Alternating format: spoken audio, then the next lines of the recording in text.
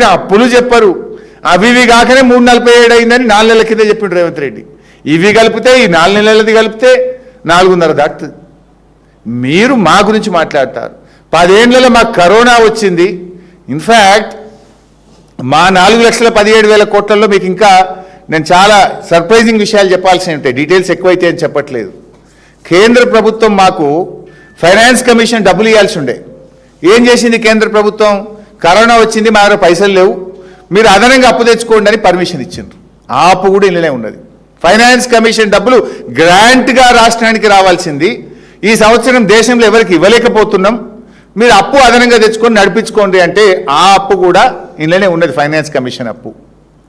అది కాకుండా కేంద్ర ప్రభుత్వం కరోనా వచ్చినప్పుడు 2 సంవత్సరాలు దేశం మొత్తం ఎకానమీ స్లోడౌన్ అయింది. జనరల్గా రాష్ట్రాలకు ప్రతి సంవత్సరం ఉండే అప్పు మీ జిఎస్డిపి మీద 3.5, కరోనా వల్ల ఒక 1% పెంచుతున్నాం, తీసుకోండి మందులకు కానీ కరోనా కోసం కానీ మీరు ఇన్వెస్ట్మెంట్స్ ఖర్చు పెంచండి ప్రజలదని 2 సంవత్సరాలు 1% కేంద్ర ప్రభుత్వం అదనపు అప్పు తీపిచ్చింది. అది కూడా ఇంట్లోనే ఉన్నది.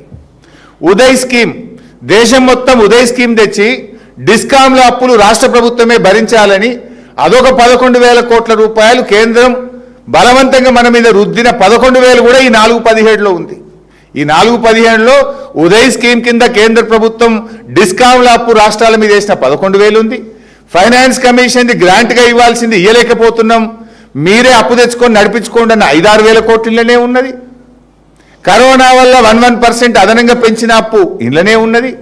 ఇంకోటి జిఎస్టీ పైసలు కూడా మనం జిఎస్టీలో చేరినాం కదా. ఒకవేళ మీ ఆదాయం ఇంతకంటే తగ్గితే కేంద్రం మనకి ఇవ్వాలి. అది కూడా డబ్బులు లేవని కేంద్రం ఏం చేసింది? 2 సంవత్సరాలు ఈ జిఎస్టీలో మీకు డబ్బులు వస్తలేవు, ఈసారి మాకు టైట్ ఉన్నది, మీ పైసలు అప్పు తెచ్చుకోండి, తర్వాత ఎప్పుడైనా రియంబర్స్ చేస్తామన్నారు. ఆ అప్పు కూడా ఇలానే ఉన్నది. జిఎస్టీ అప్పు, ఫైనాన్స్ కమిషన్ అప్పు, కరోనా అప్పు, ఉదయ్ స్కీమ్ అప్పు, ఇన్ని కలిపితే కూడా 4-17 ఒక ప్రత్యేక పరిస్థితులు. కరోనా ఇస్ ఏ ప్రత్యేక పరిస్థితి, ఉదయ్ స్కీమ్ ఒక ప్రత్యేకమైన పరిస్థితి, ఫైనాన్స్ కమిషన్ ఒక ప్రత్యేకమైన పరిస్థితి, జిఎస్టీ ఒక కొత్త స్కీమ్ ప్రత్యేకమైన పరిస్థితి.